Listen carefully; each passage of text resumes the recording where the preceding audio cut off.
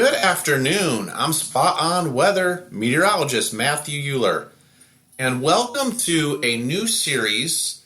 I'm going to be doing a series on some of the meteorological pioneers. This Meteorology History Series of notable weather pioneers. And I'm going to start the first session of this history series on Edward Lorenz. And my goal in this series is to really hone in on these particular individuals and the major contributions they made to the science of meteorology, the different type of work and research and different discoveries that they have made along the way. And again, I thought I would start off with Edward Lorenz, and I'll talk a little bit about the chaos theory in today's video. All right, so first let's talk about Edward Lorenz's timeline. We talk about Mr. Lorenz. He was born in West Hartford, Connecticut in 1917. There is his birth and death years, 1917 to 2008. He actually served in the United States Army Air Forces during World War II.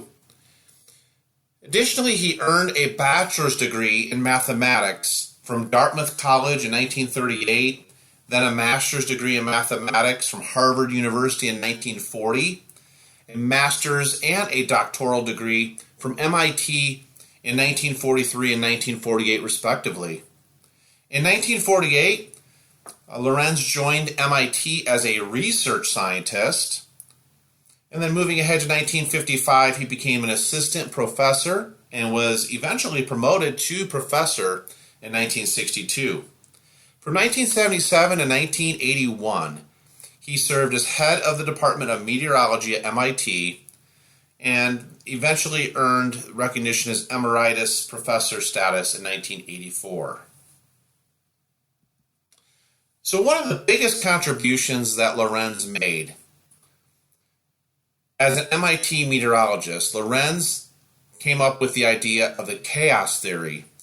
Lorenz realized that these small differences in a dynamic system, such as the atmosphere, if we were to look at the models specifically of the atmosphere, what we look at today for the short, medium, and long-range projections of the weather forecast using model data, he noticed that small differences in dynamic systems, such as the atmosphere and these models that basically depict the atmosphere, could trigger vast and often unsuspected results. And these observations led to what's known as the chaos theory, and sometimes you hear it referred to as a butterfly effect, being that a butterfly flapping its wings in Brazil or China even could lead to a tornado in Texas. These small-scale perturbations within the airstream, within the atmosphere, in one location could contribute to something occurring in another location very far away from each other, these 2 points. The overall conclusion is that it's impossible to predict the weather beyond 2 or 3 weeks with a reasonable degree of accuracy. So let's take a look here, a little bit more detailed look at Edward Lorenz and his overall specific work. In the 1950s, Lorenz started work on numerical weather prediction. He visited the Institute for Advanced Study in Princeton, New Jersey, where eventually he met Jules Charny. Now, Charny later joined Lorenz at MIT as a professor of meteorology in 1957.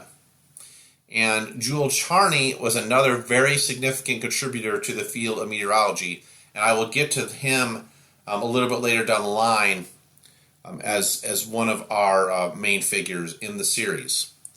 In 1961, Lorenz used a digital computer to mimic the weather patterns, and he used these 12 variables, including temperature and wind speed, discovering that small changes in those initial conditions yielded much larger changes in longer-term outcomes. Eventually, he determined that detailed atmospheric modeling cannot make precise long-term weather predictions. In fact, in 1963, Lorenz published a paper titled Deterministic Non-Periodic Flow in the Journal of the Atmospheric Sciences, with the chaos theory at the forefront of his research. And I found this quote to be rather interesting by Lorenz. He stated that two states differing by imperceptible amounts may eventually evolve into two considerable different states. If then there is any error whatever in observing the present state, and in any real system such errors seem inevitable or unpreventable, an acceptable prediction of an instantaneous state in the distant future may well be impossible. And in view of the inevitable inaccuracy, and incompleteness of weather observations, precise, very long-range forecasting would seem to be non-existent. So Lorenz was definitely onto something when he realized that there's inherent errors. These inherent errors in observing the present state of the atmosphere, in any real system for that matter, it's nearly impossible to predict the future state of something.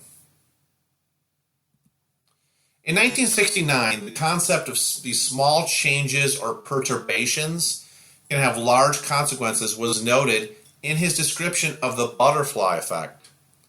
Now, the butterfly effect, this is what it is. It's sensitive dependence on initial conditions in which a small change in one state of a deterministic, nonlinear system can result in large differences in a later state. Major breakthrough. Why was this so important, this research that Lorenz did? It was a major breakthrough in meteorology, which led to improvements in weather forecasting. The running of many different simulations starting from slightly different initial conditions. That's called ensemble forecasting today, where you have all these initial starting points of the model, the various members of these models, and they all come up with a different possibility in the future state. So models are basically sensitive to these initial conditions. So Lorenz, with the butterfly effect and the chaos theory, very important in today's field of meteorology. Here's some of the recognition that Lorenz achieved in his lifetime. He was awarded the Carl Gustav Rossby Research Medal by the American Meteorological Society in 1969, the Siemens Gold Medal Royal Meteorological Society in 1973. He was awarded the Crafoord Prize from the Swedish Academy of Sciences, considered to be equivalent to the Nobel Prize in 1983. And he was also awarded the Kyoto Prize for Basic Sciences in the field of Earth and Planetary Sciences in 1991. Additionally, he received the Buys Ballot Award in 2004 and the Tomasoni Award in 2008. So what an illustrious career for this particular gentleman, Edward Lorenz. And, we've come much further along. We talk about numerical weather prediction and weather models in general. We always like to look at these ensemble models now with the differing initial conditions based on chaos and the inexact nature of the initial state of the atmosphere in projecting the future weather. These ensemble forecasts are very important as far as determining confidence levels in future forecasting. Here is the reference I used in today's Meteorological History Series on Edward Lorenz from MIT. And I really hope you enjoyed this session of Meteorology History, the series on Edward Lorenz. All right, that wraps things up. This is a little break from the training, the How the Weather Works training series. I'm working on additional material for the training series and hope to have that out soon on the channel. In the meantime, hopefully we can look back at some of the weather pioneers and really show the major contributions that were made to the field of meteorology in the meantime. Okay, that wraps things up today. I thank you so much for your time and appreciate your subscription to the Spot on Weather YouTube channel. All right, everybody, take care, and until next time, God bless everyone.